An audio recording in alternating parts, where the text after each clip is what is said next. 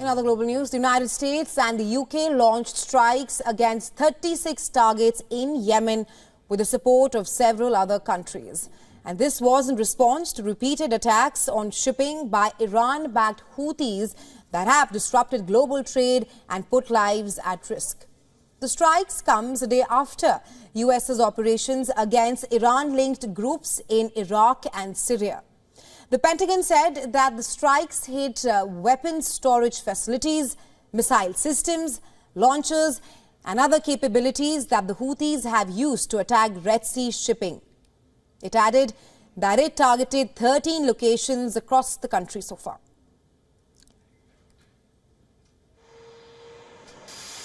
Meanwhile, the UK government said that it engaged in a third wave of proportionate and targeted strikes against Iran-linked Houthi militants in Yemen.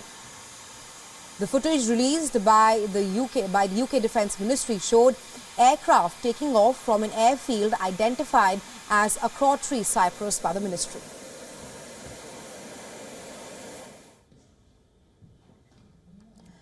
A Houthi-run Yemeni news agency said that the US and UK launched 14 raids on Thais in Al-Udhaiya. 11 of the attacks targeted the Al-Bara area in the Makabana district and areas in the Haifa district. The other 3 attacks targeted Jabal al-Jada in Al-Haya district and the Al-Salif district in Al-Udhaiya area. The Yemen strikes are running parallel to an unfolding US campaign of military retaliation over the killing of 3 American soldiers in a drone strike by Iran-backed militants on an outpost in Jordan a few days ago. On Friday, the US carried out the first wave of that retaliation, striking in Iraq and Syria against more than 85 targets linked to Iran's Islamic Revolutionary Guards Corps and militias that it backs. The strikes reportedly killed nearly 40 people. The US military's Central Command said that the strikes targeted missile sites, drone storage and operations sites, radars and helicopters. Iraq had summoned a US envoy in Baghdad after the strikes took place. Iran has also condemned the strikes. It was unclear how Tehran will respond to the strikes, which do not directly target Iran but degrade groups that it backs. Now, all these strikes, it has now fueled fears that the conflict could spread to other regions in West Asia. However, UK Defence Minister Grant Shapps has denied that possibility. He says that it is not an escalation.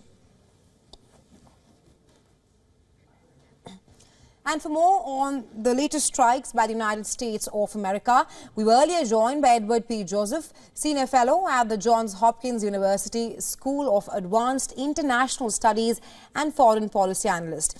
Listen to what he had to say on the latest strikes by the US on Yemen.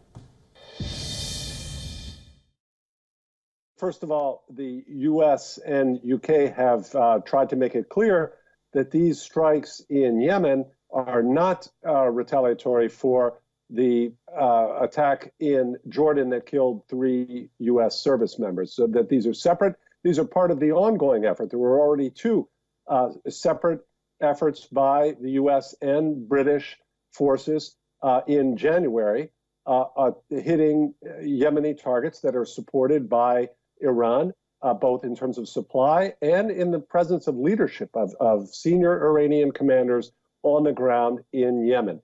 And this represents the 3rd effort, as described correctly in your report, by the US and the British to inflict some damage and to degrade the Houthi capability to disrupt shipping in the Red Sea. And we should point out here that even though, of course, the Houthis retain a lot of mobility, it's relatively easy to move drones around and continue to have these types of attacks, that Iran's sponsorship is not achieving anything geopolitically.